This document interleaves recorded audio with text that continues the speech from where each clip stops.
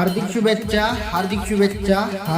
शुभेच्छा सिद्धेश्वर ब्लड सेंटरचे संस्थापक अध्यक्ष माननीय श्री योगेश कवेकर यांना वाढदिवसाचा लाख शुभेच्छुक मित्र प्रेम युवा विकास मंच सोलापूर।